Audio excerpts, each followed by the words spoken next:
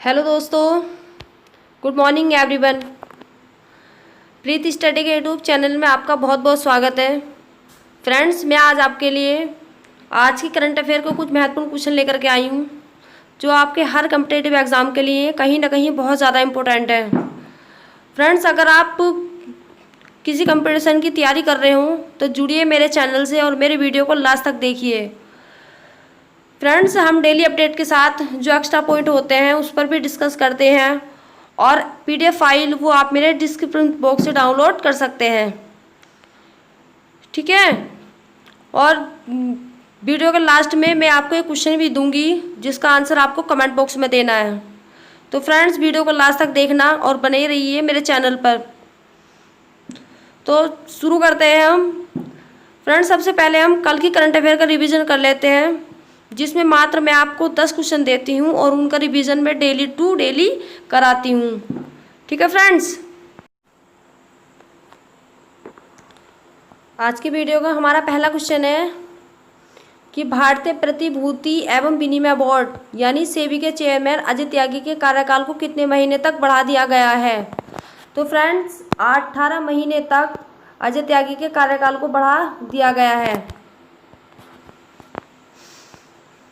आगे हम इसी के बारे में चर्चा कर लेते हैं कि सेबी के चेयरमैन अजय त्यागी का कार्यकाल इस साल सितंबर के आखिर में ख़त्म हो रहा था, लेकिन केंद्र सरकार ने त्यागी के कार्यकाल को फरवरी 2022 तक के लिए बढ़ा दिया है, यानी 18 महीने और आगे बढ़ा दिया है।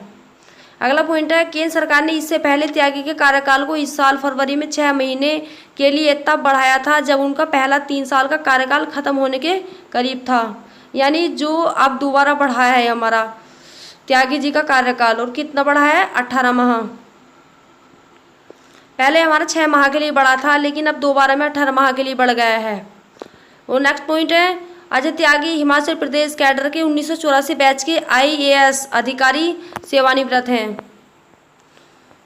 फ्रेंड्स, भारत में जितने भी शेयर मार्केट हैं जैसे NSE नेशनल स्टॉक एक्सचेंज और BSE बॉम्बे स्टॉक एक्सचेंज, इसे सेबी रेगुलेट करता है। और सेबी की स्थापना 12 अप्रैल 1988 को हुई थी। इसका मुख्यालय मुंबई में है और CEO है इसकी अजय त्यागी। इसकी फुल फॉर्म है securities and exchange board of India, भारतीय प्रतिभूति और विनिमय बोर्ड, ठीक है फ्रेंड्स। तो अगला क्वेश्चन है हमारी स्क्रीन पर, आयरलैंड के किस पूर्व राजनीतिज्ञ और नोबेल पुरस्कार विजेता का हाल ही में निधन हो गया। तो फ्रेंड्स, सही आंसर हो जाएगा जॉन ह्यूम। कौन? John Hume. कहाँ के थे फ्रेंड्स ये? आयरलैंड के।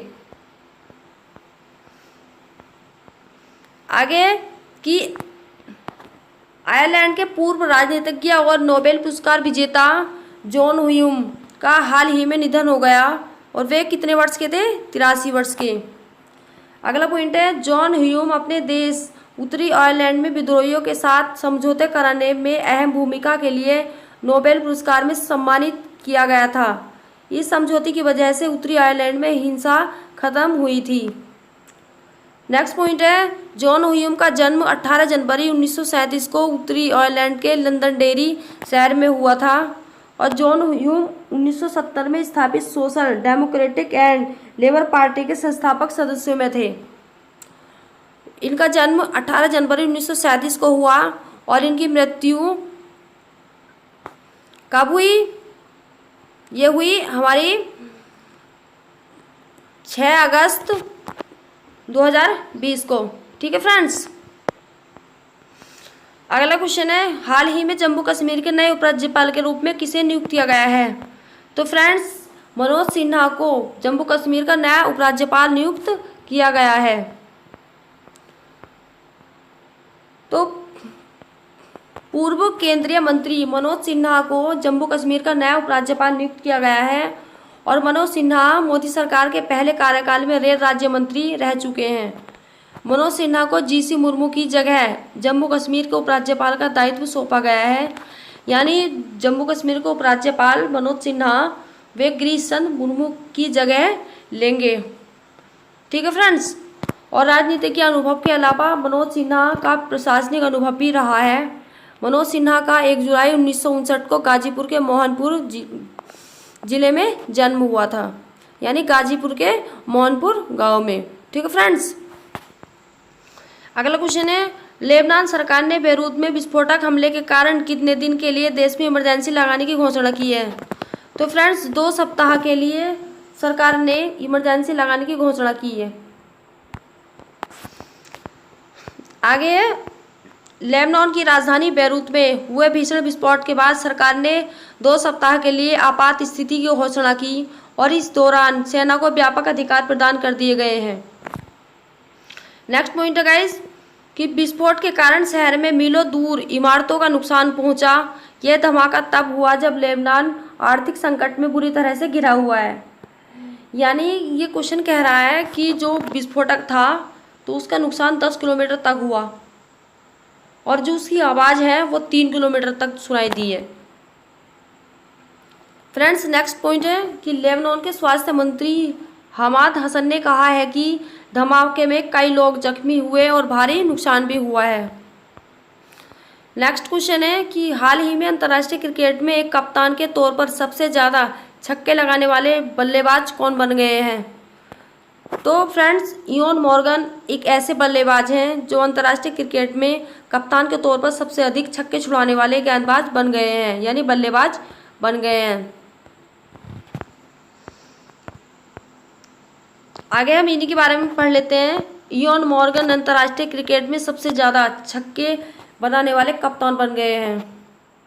नेक्स्ट पॉइंट है, इयोन मॉर्गन के बतौर कप्तान अंतर्राष्ट्रीय क्रिकेट में 213 छक्के हो गए और उन्होंने महेंद्र सिंह धोनी के 211 छक्कों का विश्व रिकॉर्ड तोड़ दिया है।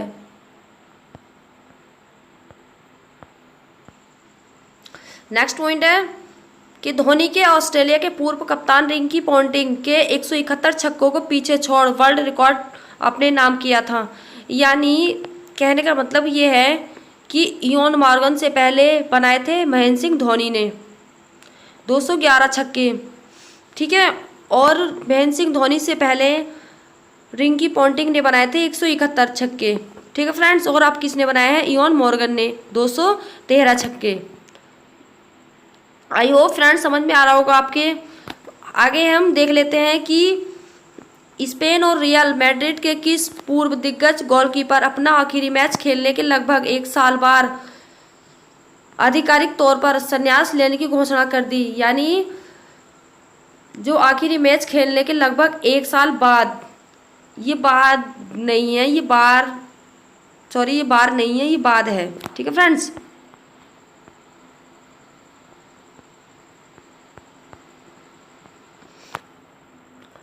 और उन्होंने आधिकारिक तौर पर संन्यास लेने की घोषणा की है। तो फ्रेंड्स भी हैं हमारे इकर कैलिलास। ठीक है फ्रेंड्स, इकर कैलिलास। आगे है कि इकर कैलिलास ने स्पेन को एक वर्ल्ड कप खिताब दिलाने और 2 बार यूरोपियन चैंपियन बनाने में अहम भूमिका निभाई। वो महज 9 साल की उम्र में रियल मैड्रिड क्लब से जुड़े थे। उन्होंने क्लब के लिए 16 सीज़न में 725 मैच खेले और 19 खिताब जीते। स्पेन के लिए उन्होंने 167 मैच खेले और अंडर 20 वर्ल्ड कप का खिताब जीता। अगला क्वेश्चन फ्रेंड्स, राजेश कुमार को किस राज्य के मुख्य सचिव के रूप में नियुक्त किया गया है?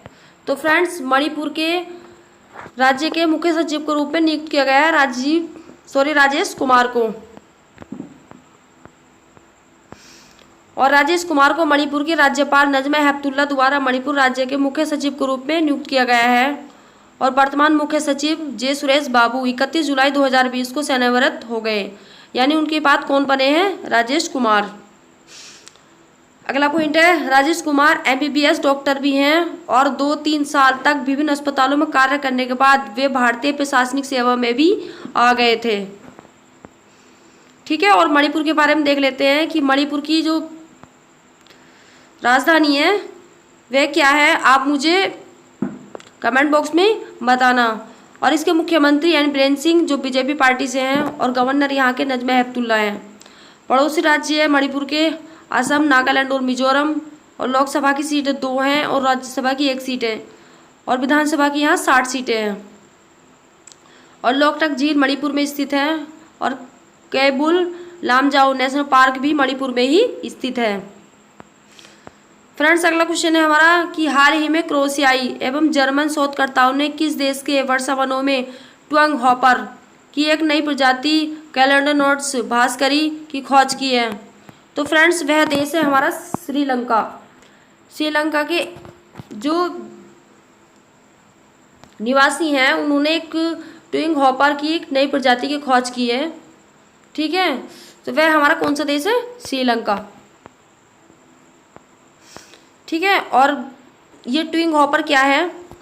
ट्विंग हॉपर की इस नई प्रजाति कैलेडोनोट्स भास्करी का नामकरण केरल वन अनुसंधान संस्थान के एक युवा संरक्षण जीव विज्ञानी एवं टिड्डी विशेषज्ञ धनेश भास्कर के नाम पर रखा गया। तो नई प्रजाति कौन सी है? कैलेडोनोट्स भास्करी, और इनका जो नामकरण हुआ है ये हुआ है टिड्डी विशेषज्ञ धनेश भास्कर के नाम पर। फ्रेंड्स नेक्स्ट पॉइंट है कि पिछले 116 वर्षों में खोजी जाने वाली यह पहली नई ट्विग हॉपर कैलेडोनोट्स प्रजाति है। ट्विग हॉपर की इस दुर्लभ प्रजाति को श्रीलंका के सिंह राजा वर्षावन में खोजा गया था। अगला क्वेश्चन है हिरोशिमा दिवस कब मनाया गया? तो फ्रेंड्स 6 अगस्त को हिरोशिमा दिवस मनाया गया और 9 अगस्त को क्या मनाया जाएगा? नागासाकी दिवस। ठीक है फ्रेंड्स,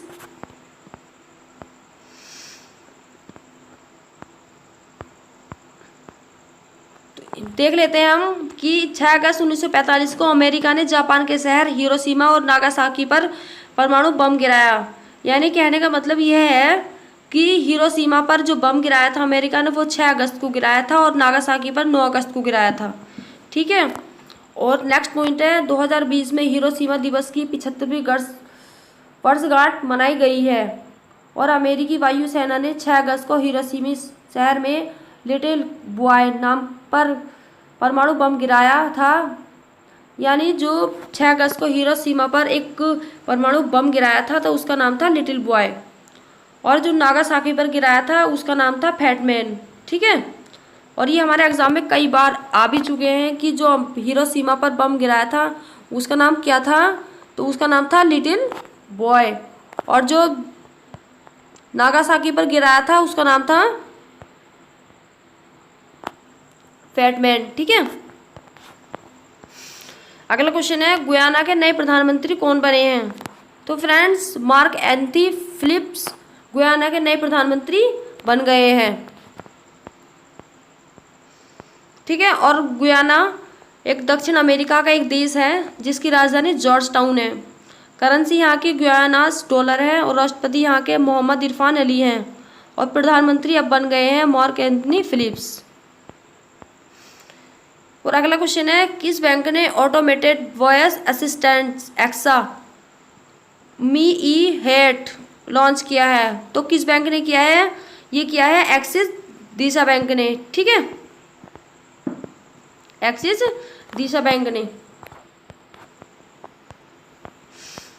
और एक्सिस बैंक के बारे में पढ़ लेते हैं। इसकी स्थापना 1993 को हुई जिसका मुख्यालय मुंबई महाराष्ट्र में है।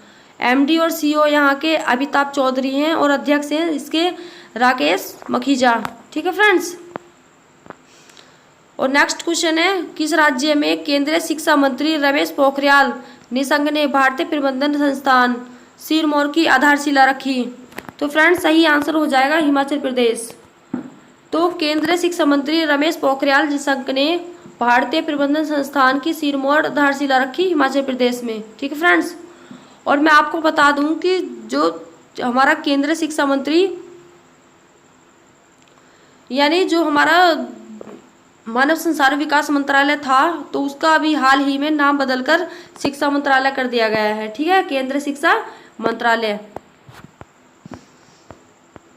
और हिमाचल प्रदेश के बारे में पढ़ लेते हैं कि हिमाचल प्रदेश की राजधानी शिमला है और यहाँ के सीएम जयराम ठाकुर जो बीजेपी पार्टी से हैं। गवर्नर यहाँ के बंडारू दत्तात्रेय हैं और हिमाचल प्रदेश के उच्च न्यायालय के मुख्य न्यायाधीश हैं लिंगप्पा नारायण। हिमाचल प्रदेश का जो राजकीय पशु है हिम तेंदुआ है और राजकीय पक्षी जुराना है। राजकीय वृक्ष यहाँ का देवदार है। हिमाचल प्रदेश के 4 पड़ोसी राज्य हैं पंजाब, हरियाणा, उत्तराखंड और उत्तर प्रदेश। और हिमाचल प्रदेश की लोकसभा में 4 सीटें हैं, राज्यसभा की 3 सीटें हैं, विधानसभा की यहाँ की 68 सीटें हैं। और जो यहाँ की प्रमुख झीलें हैं वह हैं सूरजताल झील, नौका झील, रेणुका झील, इंद्रचंद्रताल झील और खजियार झील, मछियाल झील, भृगु झील। यह सभी हिमाचल प्रदेश में स्थित झीलें हैं। और यहाँ के दर्रे रोहतांग दर्रा और शिवकिला दर्रा, बाड़ा लाचा दर्रा यहाँ के वेरी इंपॉर्टेंट दर्रे हैं। ठीक है फ्रेंड्स। अगला क्वेश्चन है हमारा कि भारतीय रेलवे के किस क्षेत्र में पहली बार व्यापार माला एक्सप्रेस ट्रेन का संचालन किया गया? तो फ्रेंड्स सही आंसर हो जाएगा हमारा उत्तर रेलवे, यानी उत्तर रेलवे के क्षेत्र में पहली बार व्यापार माला एक्सप्रेस ट्रेन का संचालन किया गया है। और उत्तर रेलवे के बारे में पढ़ लेते हैं। उत्तर रेलवे या भारतीय रेलवे, इसकी स्थापना 16 अप्रैल 1853 को हुई। उस टाइम हमारे देश के जो गवर्नर जनरल थे लॉर्ड डलहौजी थे, जिनके शासनकाल में पहली ट्रेन चलाई गई थी। और मुख्यालय इसका नई दिल्ली में है और रेल मंत्री इसके पीयूष गोयल हैं। रेलवे बोर्ड के अध्यक्ष हैं वी.के. यादव यानी विनोद कुमार यादव। और आरपीएफएस के महानिदेशक अरुण कुमार हैं। और स्वतंत्र भारत के पहले रेल मंत्री जॉन मथाई थे। ठीक है फ्रेंड्स। और लास्ट क्वेश्चन है हमारा कि किस आईआईटी के शोधकर्ताओं को गांधीवादी युवा तकनीक नवाचार पुरस्कार 2020 से सम्मानित किया गया है? तो फ्रेंड्स आईआईटी खड़गपुर को गांधीवादी युवा तकनीक नवाचार पुरस्कार 2020 के लिए सम्मानित किया गया है। और फ्रेंड्स हमारा टेस्ट का क्वेश्चन हो जाएगा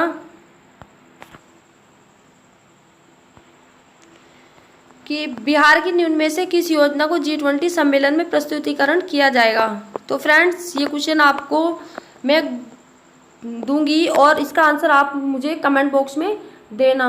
तो फ्रेंड्स वीडियो को लाइक और शेयर जरूर करना, चैनल को सब्सक्राइब कर देना और बेल आइकन को प्रेस करना मत भूलना। ठीक है friends, thank you for watching.